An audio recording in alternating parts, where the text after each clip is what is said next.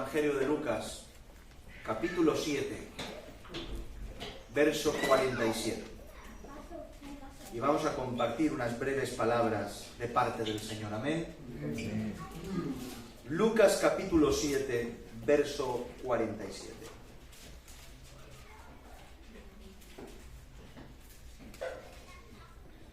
Y vamos a estar andando por todo este capítulo para ver lo que el Señor nos quiere hablar.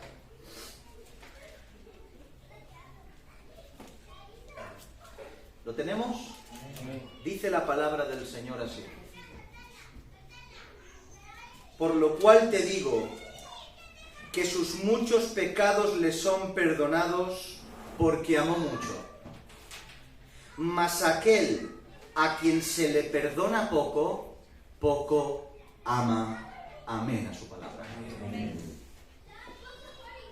Gloria al Señor. Permítanme comenzar así para expresarles el propósito de este sermón.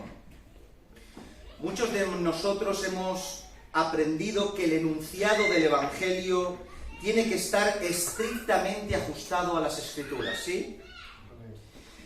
Expresiones como eres especial para Dios, expresiones como Dios te ama tal como eres, o el famoso acepta a Cristo, hace años ya que hemos aprendido y gracias a Dios ha sido sustituido por verdades bíblicas como el arrepiéntete y cree en el Evangelio. Amén. Gracias a Dios. No obstante, esta verdad que tiene que estar siempre en nuestros labios ha hecho que nos olvidemos de algo importantísimo, que va cogido de la mano como eje central de este enunciado evangelístico que acabamos de pronunciar. Y es que la historia de la redención no se trata de una historia de leyes. No trata de un Dios soberano que ordena sin más y unos súbditos que obedecen sin más y si no se van al infierno. No se trata de esto. Se nos ha olvidado que sobre todo el Evangelio es una hermosa historia de amor. Amén. ¡Aleluya! Amén. Una hermosa historia de amor. Es la historia del Padre que ama de una forma tan absoluta que da por amor a su Hijo, dejándonos a todos nosotros en un estado de deuda permanente por su amor. Amén. Eso es la historia de la redención. Amén. Un Padre que ama y un pueblo que solo puede estar en deuda por tanto amor recibido sin merecerlo.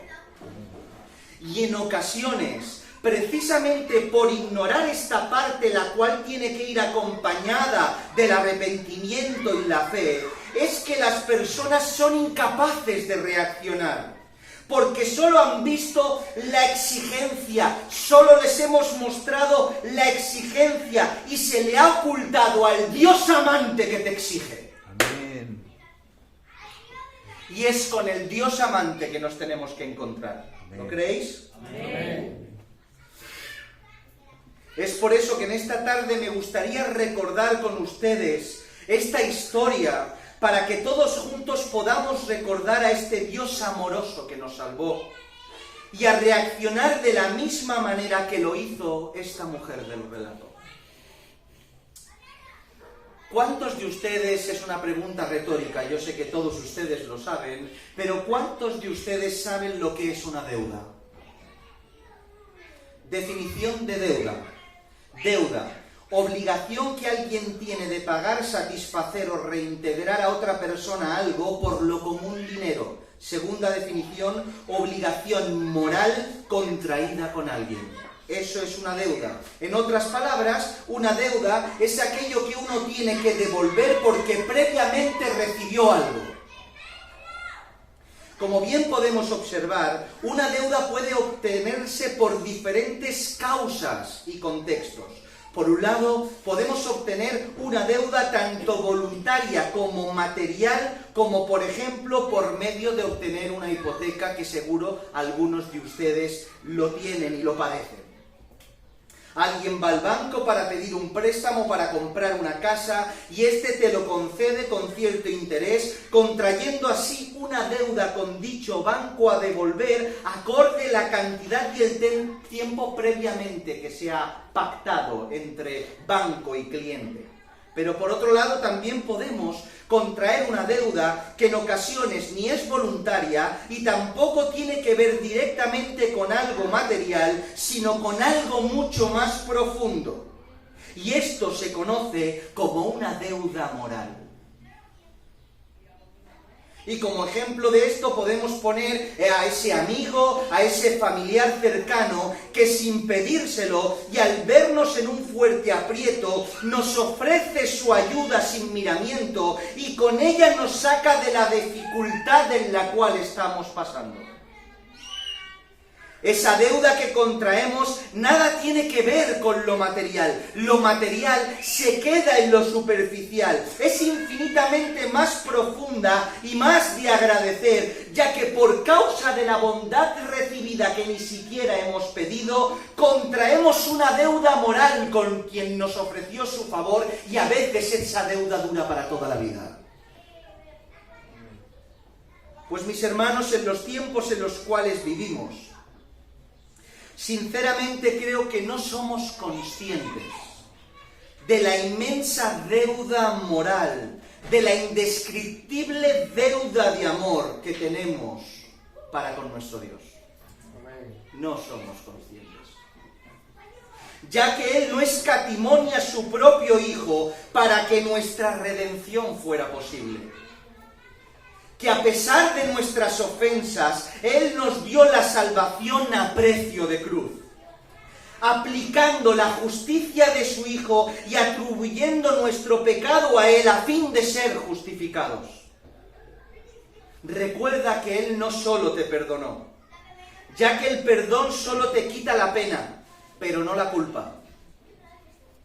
Él te justificó, Amén, haciéndote inocente siendo culpable. amén. Díganme ustedes, pues, si esto no nos hace contraer una deuda moral eterna que debería estar siempre presente en nuestro diario vivir. Pero aún así, tengo la sensación de que como pueblo de Dios no vivimos como deudores, sino más bien al contrario, vivimos como si al que se le debiera algo fuera nosotros. Cada gesto, cada obra, cada acción de obediencia es como si tuviera que ser reconocida y recompensada, ya que hemos prestado un servicio que nos tiene que ser devuelto. Lo que he hecho se me tiene que pagar desde el cielo. ¡Qué barbaridad! Caminamos con una libreta en la mano y un boli para anotar cada gesto de misericordia que hacemos, cada servicio para con Dios, para traerlo delante de su presencia y que el Señor y los hermanos a los cuales servimos nos recompensen con solicitud antes, más pronto que tarde. Vivimos, mis hermanos, en tronos que no nos corresponden, prefiriendo que Dios sea el que nos pague y el pueblo nos reconozca en vez de hacer lo contrario. Hemos pasado de ser esclavos a señores, de ser súbditos a reyes, del que vendimia al dueño de la viña y del que ha contraído la deuda como si a nosotros se nos debiera algo.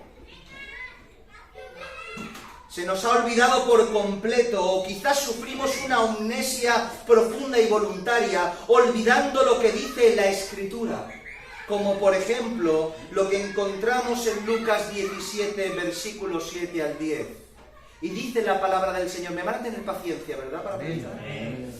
¿Quién de vosotros, teniendo un siervo que ara o apacienta ganado, al volver el del campo, luego dice, pasa, siéntate a la mesa? ¿No le dice más bien, prepárame la cena, cíñete y sírveme hasta que haya comido y bebido, y después de esto come y bebe tú?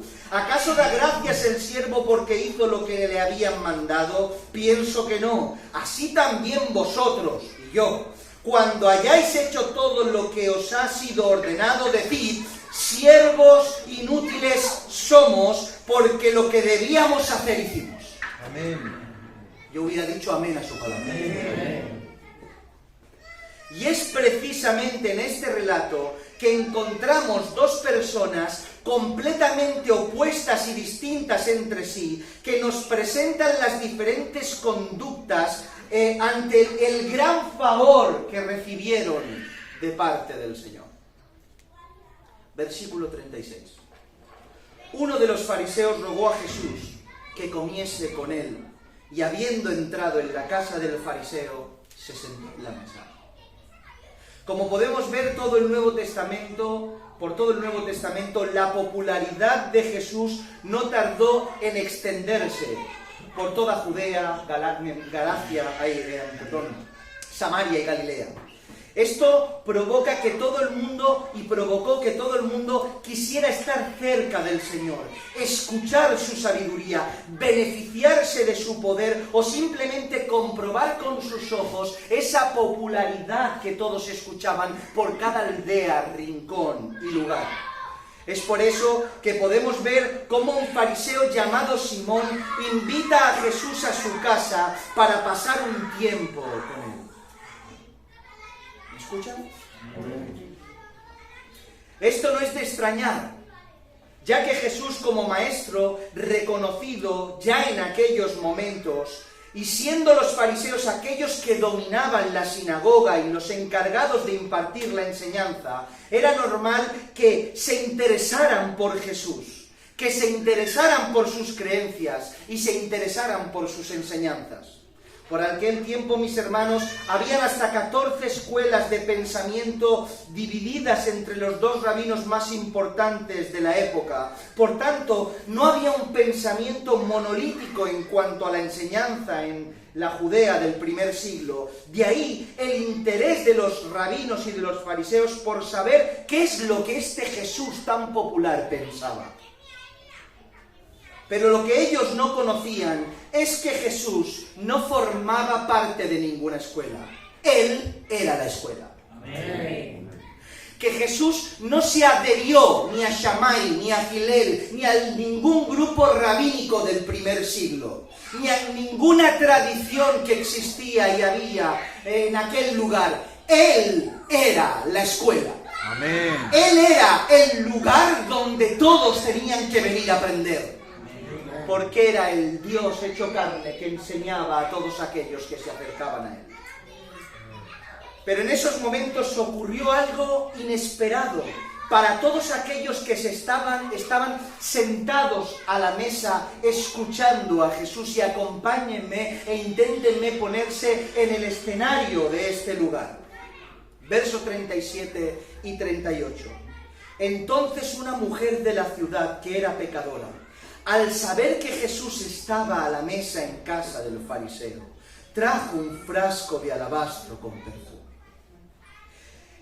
Y estando detrás de él a sus pies llorando, comenzó a regar con lágrimas sus pies y los enjugaba con sus cabellos y besaba sus pies y los ungía con perfume. Amén. El relato nos muestra algo sorprendente. Y es que una mujer de la calle irrumpe sin permiso en casa de Simón el fariseo al enterarse de que Jesús se encontraba en aquel lugar. Sé que parece extraño que una mujer de la calle sin permiso pueda acceder fácilmente en casa ajena, pero en aquella época tenían por costumbre, y sobre todo cuando se invitaba a un maestro de renombre, abrir las puertas de los patios de las casas para que todo aquel que pasaba por el lugar pudiera acercarse a escuchar la sabiduría del invitado. Y es por eso que entendemos que esta mujer con libertad pudo acercarse, irrumpir en medio de esa cena y postrarse a los pies de nuestro Señor Jesucristo. Pues esta mujer pecadora, y que según la totalidad del relato notamos a qué clase de pecado se refiere y que tenga oídos para oír, oiga, y no hace falta añadir más, se nos dice que entra sin mirar a nadie, sin importarle interrumpir la reunión, en un entorno lleno de hombres y encima altos rangos de la estirpe farisaica, y nos muestra uno de los mayores gestos de arrepentimiento que vemos en las Escrituras. Si no te conmueve este relato, pocas cosas van a conmoverte, corazón. Se arroja a los pies de Jesús. No le habla la cara, porque no se sentía digna. Buscó sus pies. Amén. Aleluya. No le Aleluya. habla la cara. Ya no hace falta, es que no haría falta predicar más. Mis hermanos, tantas veces le miro yo a la cara al Señor, como si fuera yo algo. Y me olvido de sus pies. Mi sitio son los pies. Amén. No su cara. Son los pies nuestro sitio. Ella se arroja a sus pies, no lo mira a la cara. Se arroja a sus pies. Los riega con sus lágrimas. Los enjuga con sus cabellos. Durante todo el tiempo no deja de besarlos. ¡Qué escena, mis hermanos! Y los unge con un perfume de alabastro, el cual es un perfume cuantioso, según los que entienden. Y creedme cuando les digo que era más valiosa sus lágrimas y sus cabellos que el perfume. Amén. Amén. Siempre nos quedamos centrados en el perfume, pero eran más valiosas sus lágrimas. Amén. Porque el perfume se puede comprar, pero las lágrimas salen de dentro. Amén. El perfume se puede adquirir, es algo superficial, pero las lágrimas salen del alma. Cogió sus cabellos y los enjugó, y de su corazón salían besos de amor hacia sus pies. Amén. ¿Dónde queda el perfume? En el último lugar, en cuantía de precio. ¿Qué escena, mis hermanos? ¿Qué manera de mostrar lo que es sentirse verdaderamente perdonado? ¿Quieres un ejemplo de lo que significa sentirse perdonado? Es este. Amén. Sentirse en deuda tras el favor merecido. Aquí lo tenemos, en una mujer pecadora de la calle. No en las altas esferas, sino en una mujer de la calle. Sin embargo, en vez de glorificar a Dios por un alma arrepentida, que como hablábamos en la mesa, ¿verdad, hermano Antonio? Que es la mayor fiesta que existe. Amén. Cuando vio esto el fariseo, no pudo retener aquello que albergaba su corazón, porque lo que hay en el corazón se libera, no se puede retener. ¿Quieres saber cómo es una persona? Dale tiempo. Amén. Porque lo que está en el corazón, al final sale por la boca. Y lo que tenía el fariseo en su corazón no era alegría, sino rechazo. Verso 39. Cuando vio esto el fariseo que le había convidado, dijo para sí: si fuera profeta, conocería quién y qué clase de mujer es la que le toca, que es pecadora.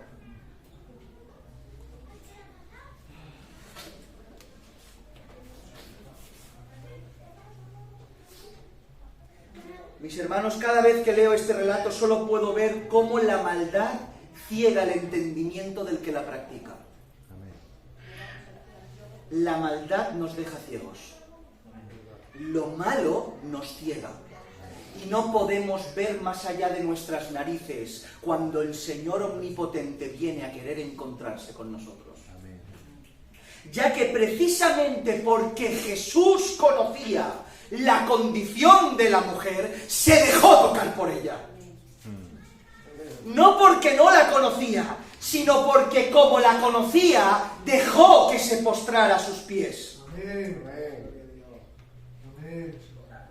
Jesús, el cual sabe todo lo que hay en el corazón de los hombres, conocía la profunda necesidad de esta mujer pecadora. Y es precisamente por eso que no le impide que se acerque. Porque no existe pecado que impida acercarse a los pies de Cristo a aquel que se postra en ellos con un corazón verdaderamente arrepentido. ¿Qué traes hoy aquí? Lo que traigas, si vienes arrepentido, el Señor te deja en esta tarde acercarte a sus pies. Amén. Lo que traigas. Lo que traigas. ¡Qué milagro! Lo que traigamos. Si vienes con un corazón apropiado, el Señor deja de mirar a los fariseos de la mesa y te mira a ti postrado a sus pies. Amén. Y en esta tarde esa quizás sea la mejor noticia que tenga que darles. El cacho de pan más puro en esta tarde. Jesús no murió por nuestras virtudes, sino que murió por nuestros defectos y pecados. Amén. Es por eso que Él nos da permiso para acercarnos a sus pies, precisamente por lo único que tenemos para ofrecerle. Lo único que tenemos para ofrecerle son nuestras lágrimas llenas de arrepentimiento. Tienes solo lágrimas por tu pecado. Tienes pase para los pies de Cristo.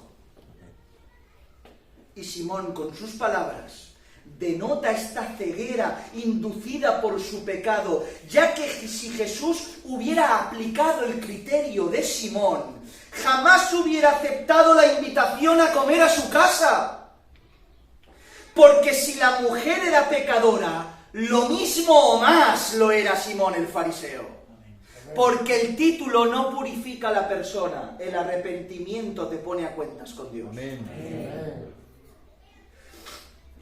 Ella quizá pecara por ser una mujer de la calle, pero Simón lo hacía con los pensamientos corruptos de su corazón. Tenemos la tendencia y la pésima costumbre de catalogar el pecado solo cuando éste supera ciertos rasgos de maldad. Señalamos al asesino, al adúltero, al borracho, al drogadicto, pero pasamos por alto al mentiroso, al difamador, a aquel que guarda rencor. Como si existieran pecados grandes y pequeños en cuanto a la necesidad que todos tenemos de ser perdonados. Es entonces cuando Jesús, que todo lo conoce, pone en su lugar a Simón el fariseo, en base a los pensamientos desajustados que tenía en el corazón. Versos 40 al 43. Entonces respondió Jesús, le dijo: Simón, una cosa tengo que decirte. Y le dijo: di, maestro. Un acreedor tenía 2 deudores. El uno le debía 500 denarios y el otro 50. Y no teniendo ellos con qué pagar, perdonó a ambos. Di pues, ¿cuál de ellos amará más? Respondiendo Simón dijo: pienso que aquel a quien se le perdonó más. Y él le dijo: ciertamente, rectamente has juzgado.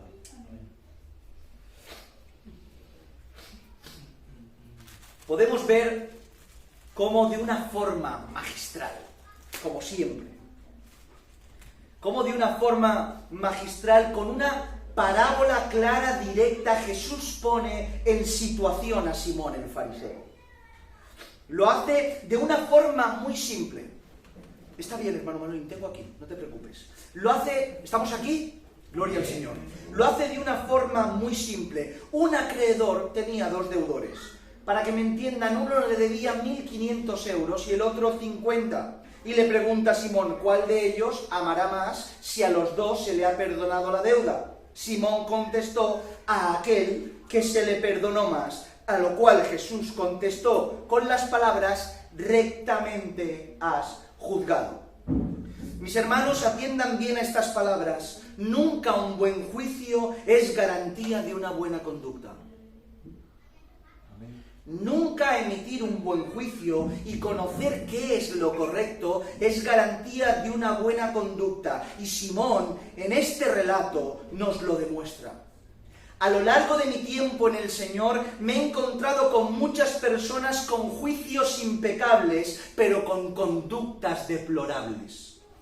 perfectos en su doctrina, impecables en su sermón, rectos en todos sus juicios, pero en cuanto a aplicar toda esta sabiduría al camino de su vida, nada se aplica, todo es inexistente.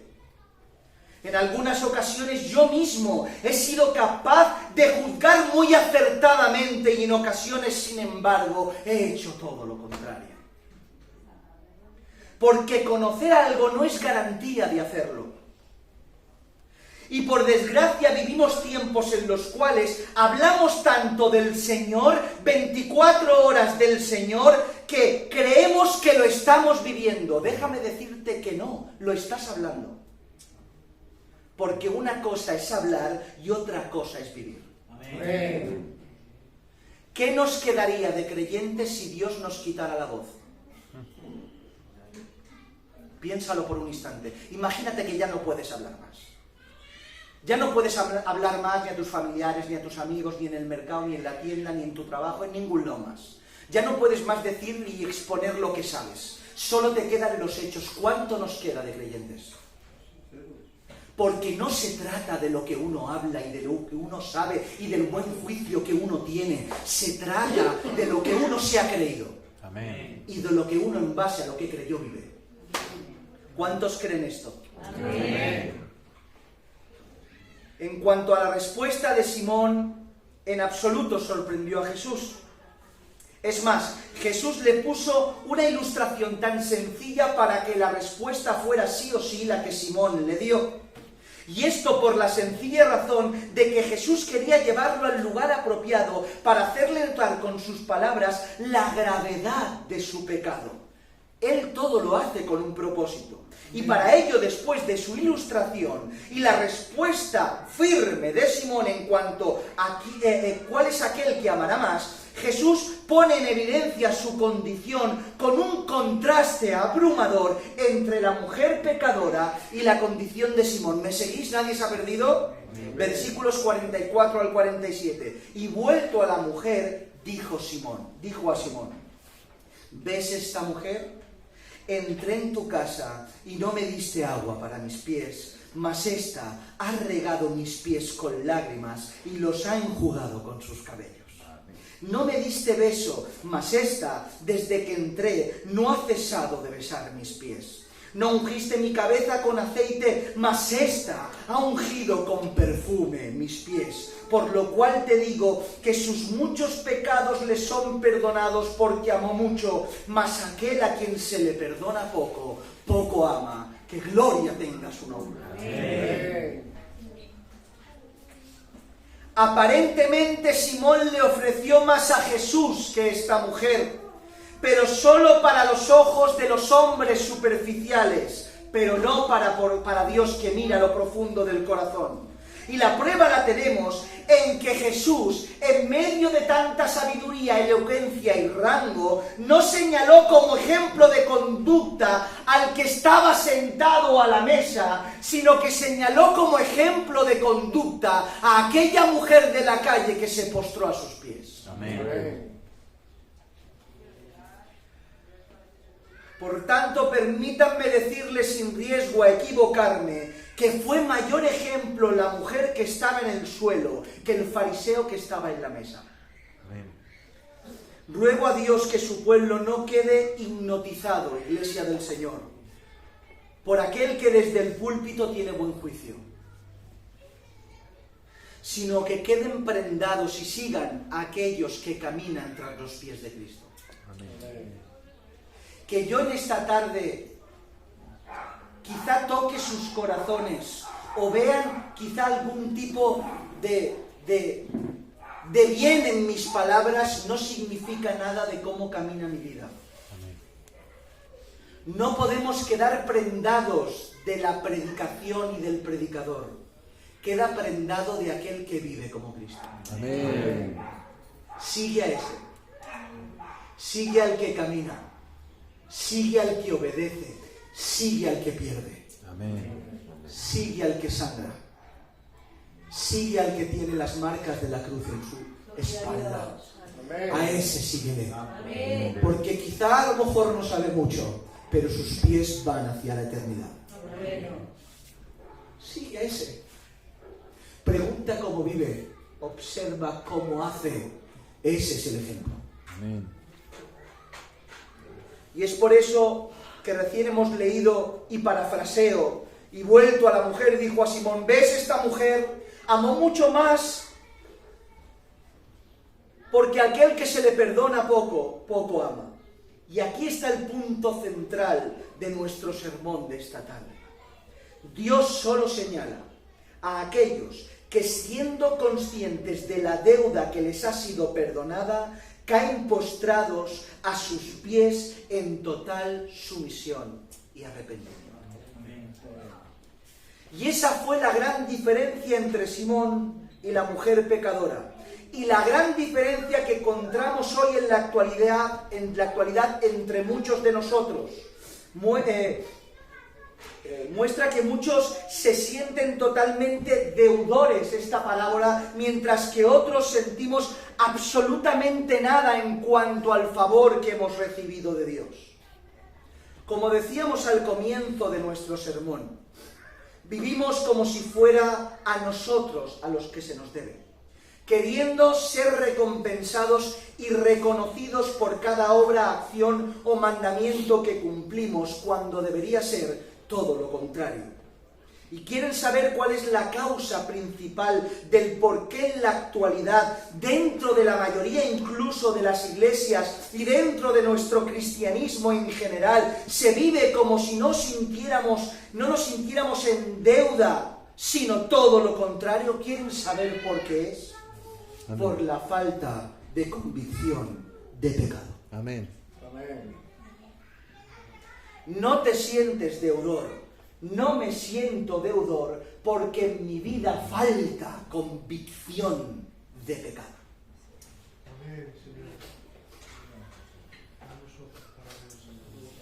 ¿A qué nos referimos con convicción de pecado?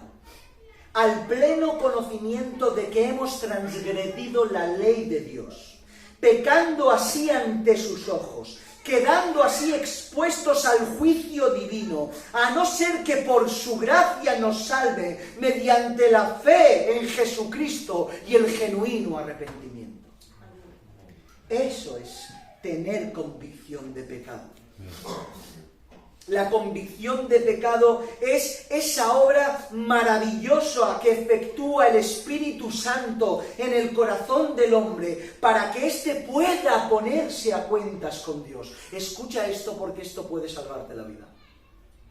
Dice la Escritura, Juan 16, versículos 7 y 8, pero yo os digo la verdad, os conviene que yo me vaya, porque si no me fuera, el Consolador no vendría a vosotros, mas si me fuere, os lo enviaré, y cuando Él venga, convencerá al mundo de pecado, de justicia y de juicio. Amén. La convicción de pecado es la verdad, la absoluta verdad que Dios usa para hacernos conocedores de nuestra culpabilidad y al mismo tiempo hacernos saber que no tenemos con qué pagar la deuda que hemos contraído, a no ser que sea Él quien la pague por nosotros. La convicción de pecado es la herramienta que Dios utiliza para infringir dolor en nuestro corazón, para infringir daño en el ser humano, ya que ese dolor es necesario para el arrepentimiento. Es curioso notar cómo en el mundo evangélico a nivel general intentamos evitar el dolor al pueblo. Todo lo que produzca dolor, quitémoslo. Que el pueblo ría y no llore, pero solo tras las lágrimas viene el arrepentimiento. El dolor es necesario para sentir la culpabilidad y la suciedad de nuestro cuerpo. Uno no pasa a ducharse si no se siente sucio. Amén. Tienes que sentir la suciedad en tus manos para pasar al baño antes de comer. Experimentar esa sensación. Y ese dolor, esa suciedad es necesaria. Amén. Por eso no huyas del dolor, no evites el dolor a tu hermano. Es necesario que tu prójimo sufra para que se arrepienta.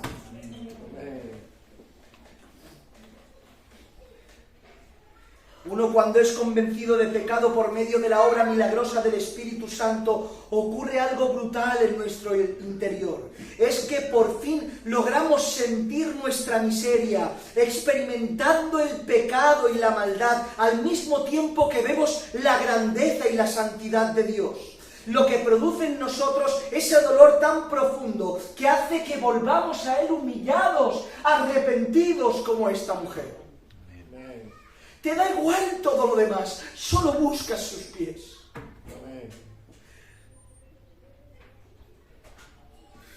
Mis hermanos, no es suficiente saberse pecador. Es necesario sentirse pecador. Habla con cualquier persona. Aquella persona que aunque esté en el mundo tenga un poquito de coherencia, le expones lo que hace mal y te lo admite.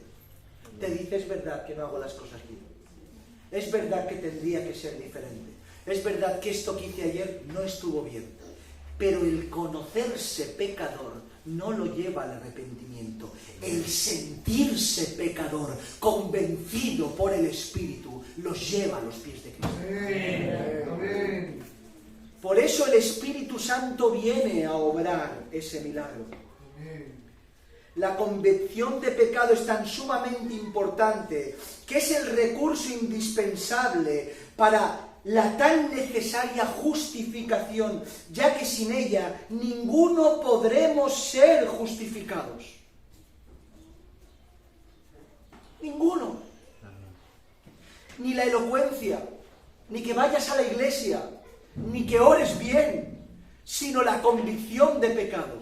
Permítanme, no me quiero saltar nada, me tienen paciencia, ¿verdad? Amén. Lucas 18, versículo 10. En mucho tiempo no voy a volver a venir, leamos la escritura. Dice, 2 hombres subieron al templo a orar. Uno era fariseo y el otro publicano. El fariseo, puesto en pie, oraba consigo mismo de esta manera. Dios, te doy gracias porque no soy como los otros hombres, ladrones, injustos, adúlteros, y aún como este publicano, ayuno 2 veces a la semana, doy diezmos de todo lo que gano, más el publicano, estando lejos, no querían alzar ni aún sus ojos al cielo. ¿Notan cómo es como esta mujer pecadora?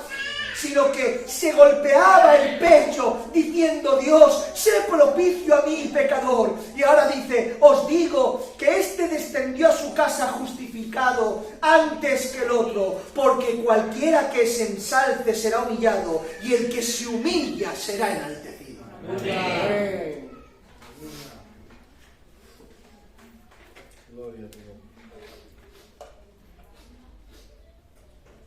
La convicción de pecado es el síntoma por excelencia que caracteriza a un verdadero regenerado. Y lo podemos ver en todos los hombres y mujeres de Dios que encontramos en las Escrituras, por todos los lados.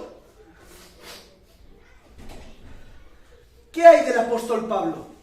Perseguidor de la iglesia, detractor de nuestro Señor Jesucristo y sus enseñanzas, pero cuando cayó rendido ante Él en el camino hacia Damasco, y a pesar de ser comisionado en la maravillosa labor de predicar el Evangelio a los gentiles, no se ensalzó su corazón, no se enalteció su postura, sino que de continuo decía cosas como las que siguen. Romanos 7:24, miserable de mí, ¿quién me librará de este cuerpo de muerte? Amén.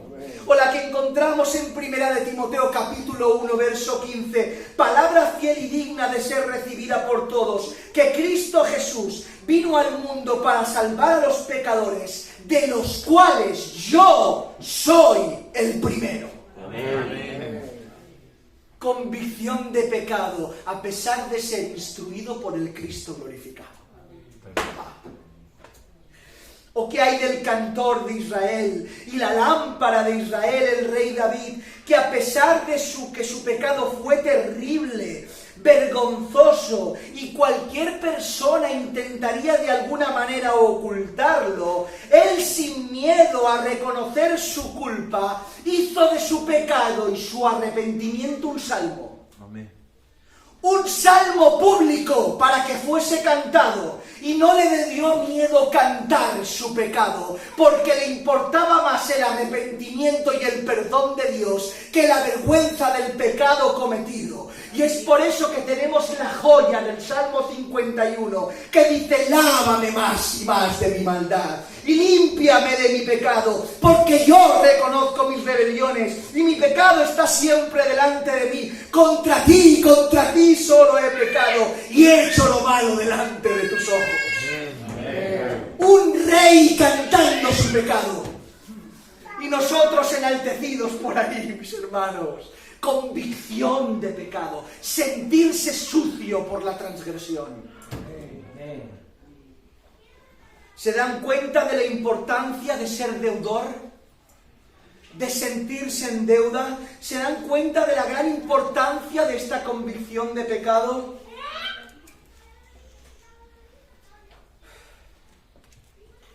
Como bien hemos mencionado en cuanto a la culpabilidad del hombre, no existe pecado ni grande ni pequeño, pero ¿saben cuál es el pecado más peligroso que existe?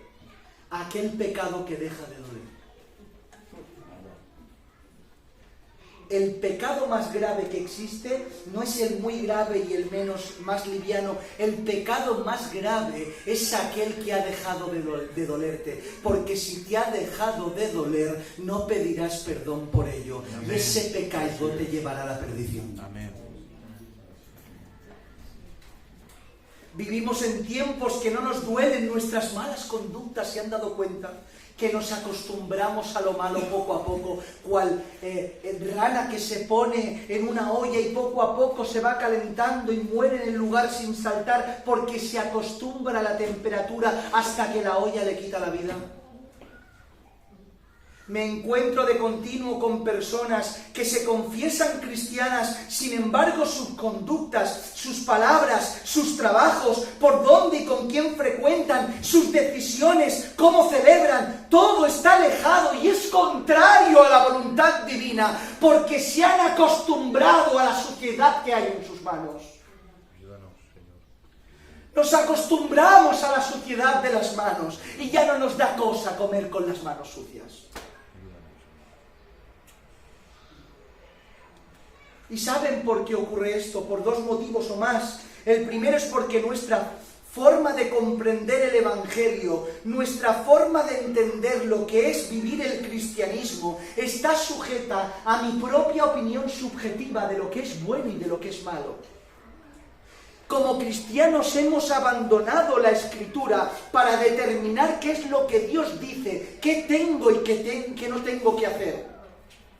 Ya no miro en las Escrituras qué tengo que vestir, qué tengo que comer, por dónde tengo que ir, hacia dónde tengo... ¿Este trabajo es lícito? ¿Me puedo fijar en esta persona? No lo hacemos.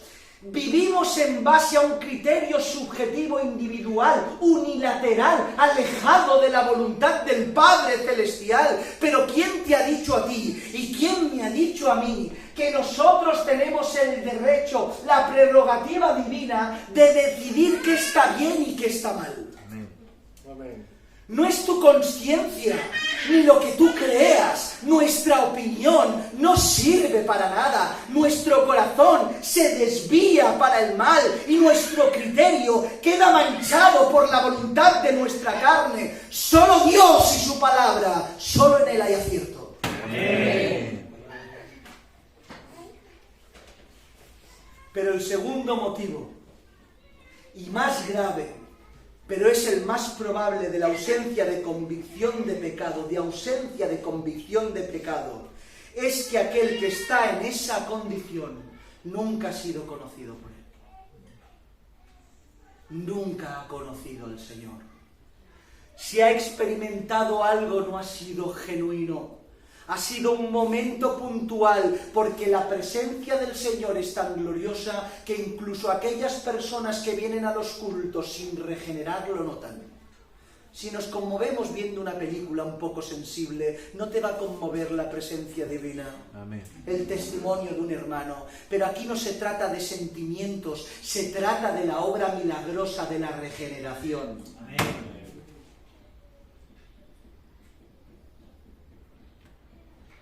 Cuando el Señor obra ese milagro, automáticamente el dolor aparece. Amén.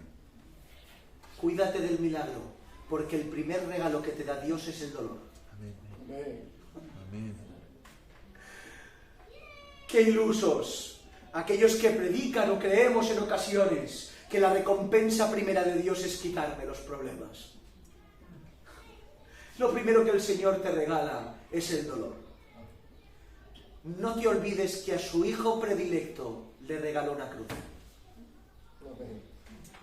¿Qué nos va a regalar a nosotros? Amén.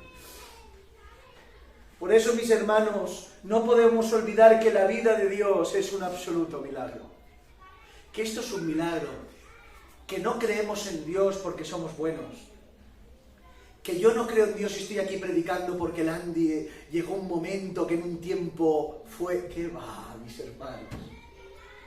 Yo iba caminando en mis cosas, en mis quehaceres, en mis concupiscencias, y el Señor, por su gracia, vino y me aplastó. Amén. Que es un milagro, que esto no son matemáticas, que no esperes que te dé una fórmula, que no hay 1 más 1 y son 2, que es su Espíritu en esta tarde quizá llegando por su palabra y estrujándote y cambiándote el corazón. ¿Sabes por qué no se siente el pecado? Porque dice la Escritura que el que no tiene a Dios tiene un corazón de piedra. Pero he aquí, venido el cumplimiento del tiempo, Dios mandó a su Hijo, nacido de mujer y nacido bajo la ley, para redimir a aquellos que estaban bajo la ley, cambiando el pacto. Es un pacto perfecto que encontramos en Jeremías 31, cambiando nuestro corazón de piedra y poniendo un corazón de carne que bombea para sentir el dolor de nuestra maldad. Para transformar nuestros corazones y caer rendidos a sus pies. ¿Entienden esto? ¿Me dejan unos minutos más y terminamos? Amén.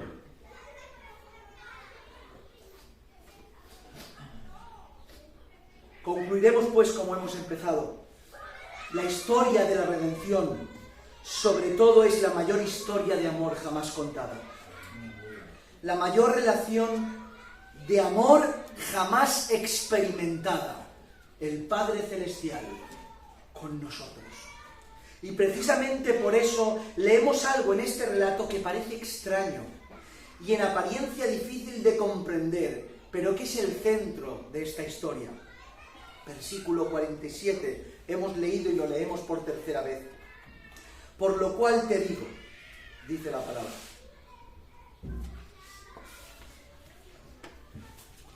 que sus muchos pecados le son perdonados. Jesús dirigiéndose a Simón en cuanto a la referencia a la mujer. Sus muchos pecados le son perdonados porque ama mucho, mas aquel a quien se le perdona poco, poco ama. Cuando por primera vez me encontré con este relato, la verdad que me confundió bastante, porque lo primero que me vino a la cabeza fue lo siguiente: si al que se le perdona poco, poco ama, aquel que pecó más que yo, esto pensaba yo, orando en oración, aquel que peca y que pecó más que yo antes de su conversión, su amor para con Dios, para mí será inalcanzable, porque él pecó más que yo, se le perdonó más que a mí, y él tendrá el privilegio, Señor mío, de amarte más que yo. ¿Entiende? Si al que perdona mucho, mucho ama, si yo entiendo que se me perdonó menos, creía que le iba a amar menos y tenía celos de no poder amar a Dios como toca. De buenas a primeras, en mí provocó un cierto malestar y celos, como decía, porque creía que no podía amar a Dios como aquel hermano que pecó más que yo en el pasado antes de su conversión. Pero obviamente lo que hablaba era mi ignorancia. Y estando en oración, Dios me hizo entender lo siguiente en cuanto a todo esto, diciéndome en oración esto, y me acordaré toda la vida de esta experiencia en mi casa. el Señor me dijo a mi corazón: ¿acaso hay alguien sobre la faz de la tierra que se le haya perdonado poco? Amén. Amén. Yo estaba celoso del que se le perdonó más. Y le hablaba al Señor y el Señor me dijo: pero iluso, ¿acaso hay alguien que se le haya perdonado poco? ¿Acaso crees que a ti se te ha perdonado poco? Amén. Estas palabras rompieron mi corazón por todas las vías posibles. Por un lado, porque me di cuenta que al igual que el más depravado de los hombres, yo estaba en la misma situación de pecador ante los ojos de mi Padre Celestial. Esa revelación individual, personal, experiencia personal con el Señor, me hizo entender que no estaba en un peldaño más elevado, sino en el fango con los demás hombres pecadores. Amén. Amén. Recordándome cuando leía Romanos capítulo 3, ¿qué pues? ¿Somos nosotros mejores que ellos? En ninguna manera, pues ya sabemos y hemos acusado a judíos y a gentiles que todos están bajo pecado. Como está escrito: no hay justo ni aun uno, no hay quien entienda, no hay quien busque a Dios. Todos se desviaron, a una se hicieron inútiles, no hay quien haga lo bueno, no hay siquiera uno. Su sepulcro abierto es su garganta, con su lengua engañan, veneno de áspides hay debajo de sus lenguas. Su boca está llena de maldición y de amargura, sus pies se apresuran para derramar sangre, quebranto, desventura hay en sus corazones, y no conocieron el camino de paz. No hay temor de Dios delante de sus ojos. Y el conocido versículo 23, por cuanto todos pecaron, todos están destituidos de la gloria de Dios. Amén. Todos. Por tanto, en primera instancia, esta revelación me hizo ponerme en el mismo fango que cualquier prójimo que podía estar al lado mía. Y por el otro lado, esta realidad de mi pecado, que entendí que lo que se pagó a precio de sangre por mí, pudo manifestar en mí esa sensación de deuda eterna y permanente. Al ser revelado en nosotros nuestra condición de pecaminosidad y al mismo tiempo la magnificencia de su gracia y su perdón, es cuando hay una explosión en nuestro interior y empezamos a sentirnos con esa deuda moral constante, eterna y permanente. Por eso, mis hermanos, esta expresión de al que se le perdona poco, poco ama, define sin lugar a dudas lo que Simón era y lo que esta mujer era. Dos pecadores, pero uno arrepentido y con plena convicción de pecado, porque al que se le perdona mucho, mucho ama. Amén. Y al que se siente poco perdonado, amén, poco ama. Amén. ¿Saben en qué se manifiesta el amor? El amor no es un romance televisivo. El amor no son versos y cartas escritas. El amor no tiene nada que ver con eso. El amor es dádiva. Amén. Uno demuestra que ama no porque habla, sino porque hace. Amén. Dime 1000 veces te quiero, que no te creeré. Pero haz algo por mí sacrificándote y no hace falta que digas nada. A todo el mundo le contaré que esa persona me ama. Amén. Y la prueba más grande la vemos manifestada en nuestro Padre Celestial y en el verso más famoso que hay en toda la Biblia, y a veces se nos pasa por alto y lo repetimos para que aquí lo conozcamos de nuevo. De tal manera amó Dios al mundo, Juan 3:16, que Dios, ¿qué hizo? De tal manera amó Dios al mundo que dio, que entregó, que ofreció a su Hijo. El amor de Dios y su manifestación fue dar lo mejor que tenía. Amén. Porque el amor es dádiva y no palabras. ¿Por qué se creen que esta mujer pecadora fue a darle todo lo que tenía? Su perfume, sus cabellos, sus besos y sus lágrimas. ¿Por qué?